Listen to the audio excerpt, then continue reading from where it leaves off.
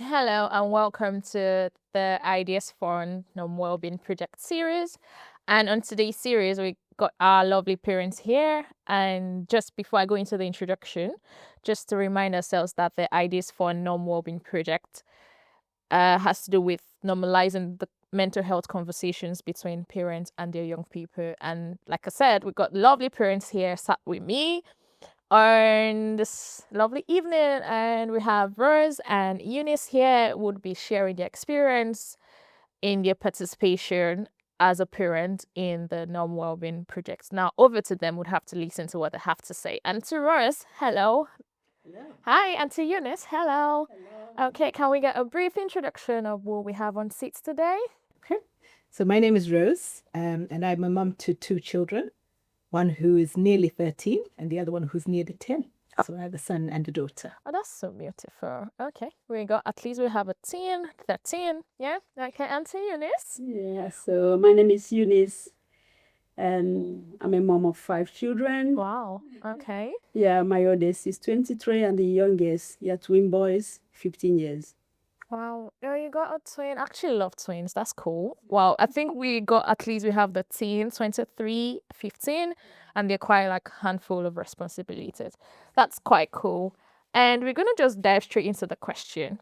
And to Rose, what element of the project stood out to you? For me, I'd say centering the community, Mm. making sure that the community led the inquiry, so led the interest and the focus of the research to really give communities an opportunity to not only to take part in the conversation, but to lead it, to take ownership of it. So I think that stood out for me.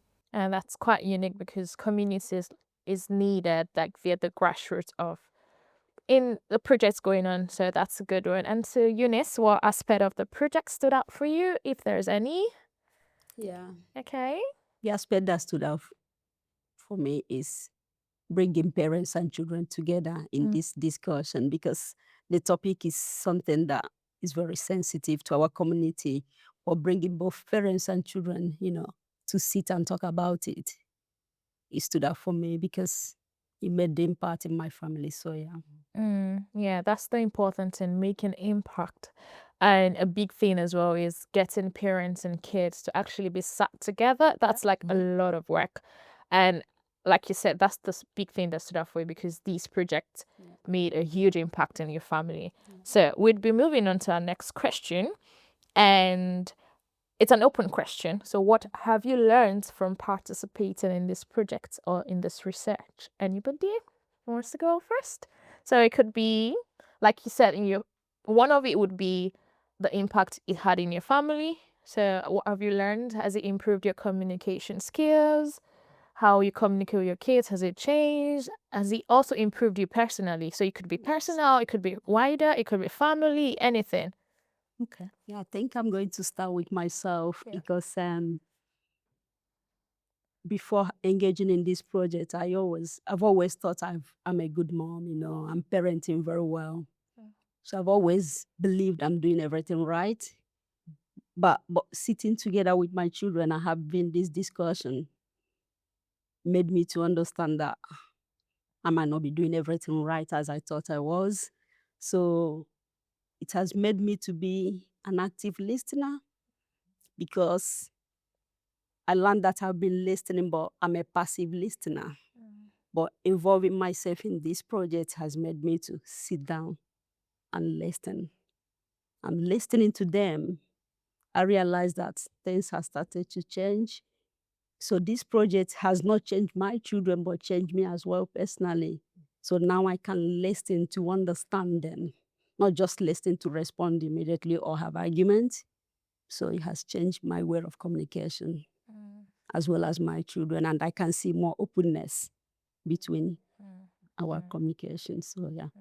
That's quite that's a big one because it changed you personally from being a passive listener to being an active listener, which is very, very Yeah. important because as young people we want that connection. And like you said, because you're not an active listener, your kids are very open to discussing things with you. So that's a very huge one. And I feel like thank you for that. And to us. Yes. I think I learned that young people know a lot of things, a lot more than we usually give them credit for. Right. That they actually have a level of understanding that's quite deep. And I think often we think that children don't really understand or don't have as much insight. But I think I learned that children know and understand a lot of things.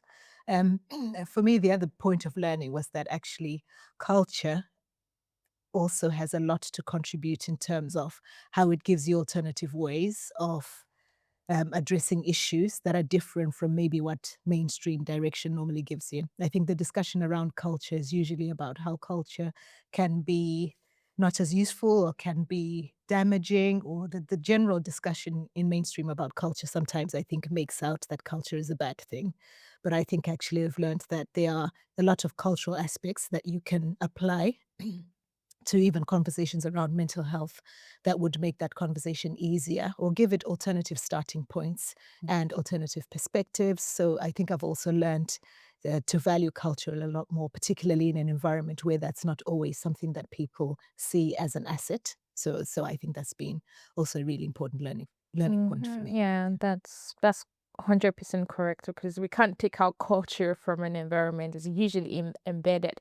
And yeah, you mentioned something that children know more than, yeah, because we are like in the Gen Z and the Gen Alpha era. So yeah, you need to give us the credit, please. Clock it. Yeah. So we're moving on. Moving on. So to Eunice, what would you share with others as part of your learning process? I've already started sharing my experience That's as dope. well. So, and most of my friends, they are interested and they are looking forward to see something of this taking place in the future. So I've started sharing to them, most especially in our community, because we come from the community, we don't believe that young people should say they are not okay. So I've learned that it is okay not to be okay. And that's the message I've taken out there, sharing with my friends, how we can really listen to our children when they are not okay, to understand why, and understand that it's normal for them not to be okay. Like as I said last time, we believe, why should they say they are not okay when they are not the ones to pay bills? They don't have any responsibility like paying house rent, going to work. Why should they complain they are not okay? But, learning this, that they have a lot more that can stress them that we didn't know about. I mean, that I've learned that, and I'm taking that message to my friends and my community and the church group as well.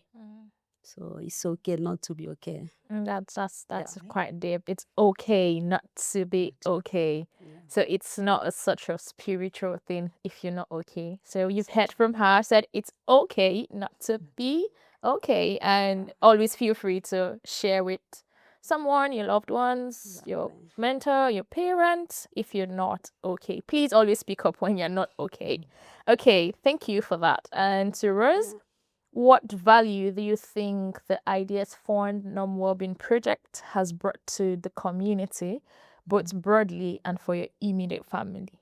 So, on a wider perspective, what values, and to your immediate families, what values? So, it's a two-in-one question. Okay. Yeah. So I think maybe this approach to research that has come from the Ideas Fund organization has given us as families and communities an understanding that research can be done differently, that research can be exercised as an activity of care.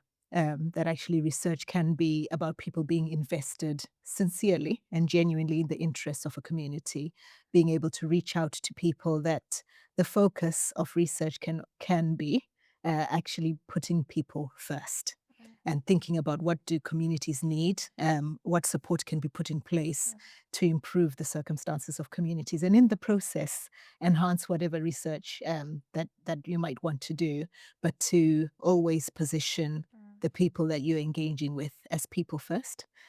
Take on board meet them at their point of need. What are the things that are really important to different groups?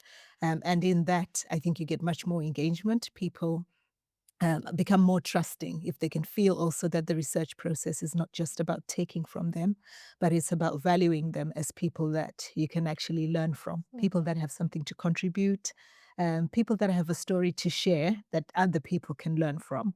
And I think actually for me personally, at an immediate level, I think the process has also given us as a family things to be curious about. Okay, so an entry point into conversations that maybe we took for granted. Well, if a problem happens, then the child would come and say something to me, and we wait for a problem to come up.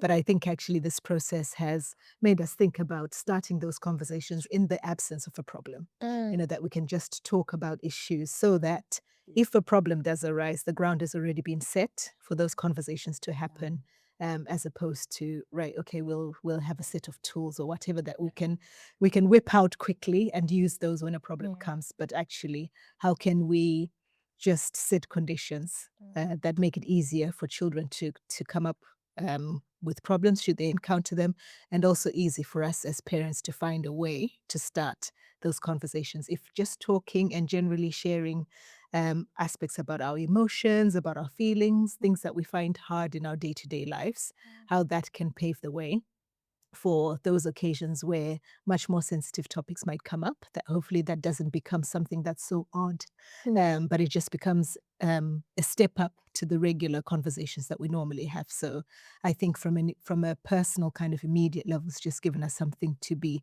curious about and to involve and to engage with on a regular basis, just as part of our normal family interactions, in the hope that that also sets the scene for more complicated conversations. Yeah, that's quite a lot there. Like, but one thing I'd pick out is creating the environment, like equipping the kids or your children and yourself to have the conversations without even a problem being there. And when the problem comes, it gives you that go ahead. So you're not taken aback. So you're set. You're putting on the whole armor in quote. So that's wonderful. And to Eunice, was there any value the project had on your family? In- um did it brush up anything? Like, I know one thing you said that brushed you up was it's improved you personally and your communication skill. Was there any other value in terms of openness or transparency with your kids? Have you noticed that of recent Yeah. or? I have noticed in my family, my children is more, they are comfortable coming to me to say anything, because previously they would be afraid if I would misunderstand their pain or what they are trying to say. But with this, they are more open to discuss anything without fear of being judged or being interrupted, because previously I will interrupt them without listening carefully. So this has normalized that conversation and made it easy for both of us, because it's not only to them but for me as well. So it's made conversation a bit easier, and no one is afraid to say something. And by so doing, I can understand them more and they can open up to say something that they've not been sharing before. So as a result, I mean, it has removed the barrier, because there was barrier that I didn't realize. But now I know the barrier was there. But this has helped to break the barrier. So they can talk to me freely and I can talk to them as well. So I think that's, Yeah. you know, Yeah, it's safe to say that the project is probably a barrier breaker because you don't want your kids having that restrictions not to talk to you. They want to be free because as young people we want to speak out to the extent that we understood, and that project had helped you to actually identify the barrier and you worked towards removing the barrier, and now your kids are like free to speak to you, to come to you, have that openness and have the discussion without being judged, and that's quite a huge one. Yeah. I And think just something else that just came to mind that was triggered by something you mentioned. I think also an understanding that now, generally, I think because there are more conversations about mental health, that sometimes the misunderstanding or the misconception, I suppose, can be that you think, oh, well, when I was younger, I never used to find all these things so difficult, or we used to cope with things a lot better. But realizing that the fact that people talk about mental health more has meant that young people in general, but maybe more so young people, now have the vocabulary to describe Mm. how they feel. And I think it's the ability to name things and to be able to say and to put into words their emotions. And I think actually maybe when I was younger, I might not necessarily have had the right vocabulary to match what I was feeling. But I think young people today, because of more exposure, because of much more normalized conversation about mental health, they're much more able also to identify with their feelings, to give words to what they feel, and therefore be more expressive. And sometimes I think when you're not used to conversations happening in that way, it can be a little bit destabilizing if you're not used to that. True. But I think the more you also take the time to learn from the way that they can understand their feelings, they can express their emotions and understand whatever they might be displaying as an expression of how they're feeling, then I think that changes your point of engagement with them, or how well you understand Like what's the going on. Gen Z languages, the Gen Alpha, the clock hits, the buzzers. Not that I understand. The yeah. R67, cappuccino. You need to start learning the language because obviously, Enough 6, 7. yeah, everyone is 6, 7. Yeah, I can imagine. And an open question. So, what has helped you to engage well with the project? There were interviews, there were consultations, there were meetings, open meetings. What helped you to engage well in the project? And the way the project was conducted, was it accessible? Was it helpful to you? So, anybody wants to go first? I think what helped engagement was just the sense that the project acknowledged everyone as somebody who had something to give, somebody who people could learn from. That the point wasn't to get into it to teach people how to do things right, but to allow people to come in and share their experiences, and for that experience to be valued as something to learn from, something to be understood, rather than something to be improved or changed. Or that wasn't the entry point, but the beginning, I think, was just exploring and trying to find out exactly where people were at. And I think just being valued from that point of view made it much more inviting to go further into that project, feeling like you were actually a valuable contributor to that project. You weren't just someone there to provide data, but you were somebody whose skills and knowledge that people actually valued and wanted to know more about. And also that I think a number of the aspects of the project were also to make sure that the community had their needs met, in the sense that if people had questions or if people weren't very sure about what to do about particular things, that there was a lot of signposting also, a lot of resources, and generally a lot of support, which then made the project more wholesome. So it wasn't just focused on whatever people wanted to find out, but was also genuinely interested in what else can be done to enhance the experiences of communities. Because I think when families and communities are functioning at their best, then also that means they can engage with the young people and their children better, because whatever needs might be standing in the way of that engagement and that interaction is given attention and is dealt with. And then overally, I think that then makes anything that happens after that much better. You get better outcomes and better results. So yeah. Yeah, like we said, the community was like the main beats, like the grassroots of even the whole of this project. So it wasn't like we came to get the information and off we go. We still came back with the results, and this is why we're having these conversations. And so, Eunice, have you got any last things to I think contribute? Rose said it all, but again, I think I would like to add that it didn't stop from interview. So we were interviewed, but it didn't end there. We were also called in person, and from time to time, and the long time it took, that amount of time gave everyone time to think and reflect on what we were doing and what we are asked to do. And again, having this chatterbox, making it like a form, it made everything, more easier for me. So that's what I would say is to that for me, the process of it from the beginning to the end.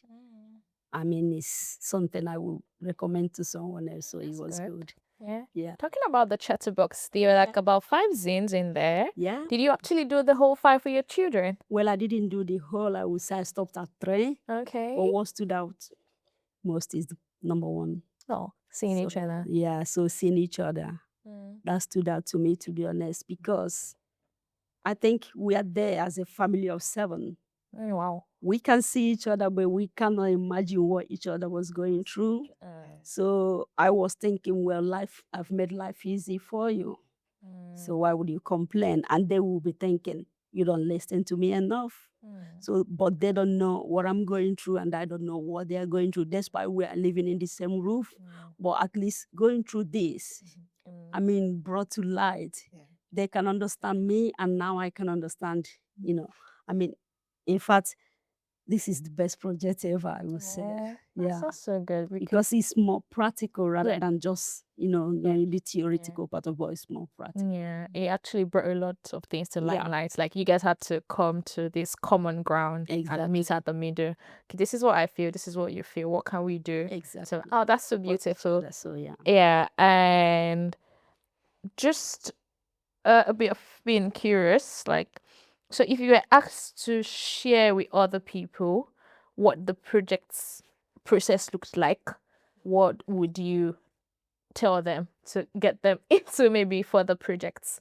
So in simpler terms, like what part of these projects really stood out for you, one, and if you were to get others into the projects, how would you pitch the project to them? I think emphasizing the sense of community that the project brought in terms of beyond even the toolkit and the formal, if you want to call it that part of the project, is all the other things that happened in between. So the relationships, meeting other parents and having other people to talk to who you then find were maybe facing similar challenges in terms of maybe adjusting to different children's age groups and their differing needs as they grow.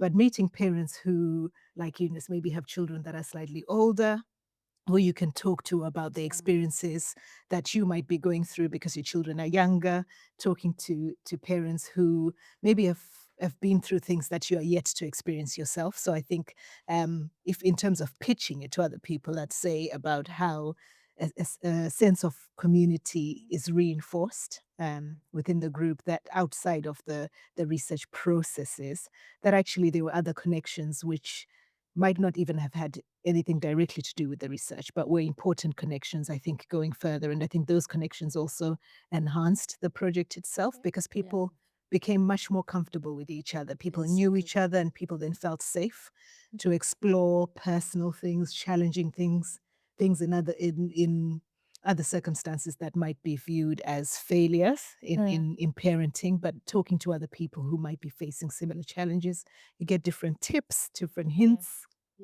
but also you get reassurance if you are maybe a little bit unsure or a little bit concerned about different things. So I think the sense of community definitely. Yeah, that's quite right. Like you said about tips, like we got Eunice who has 23. So just please get ready. We're coming for some kids. No, yeah, she has someone who has 23. Yeah, so we're coming for tips. We're coming to get. No, don't worry. We're gonna get you some consultation fees, okay?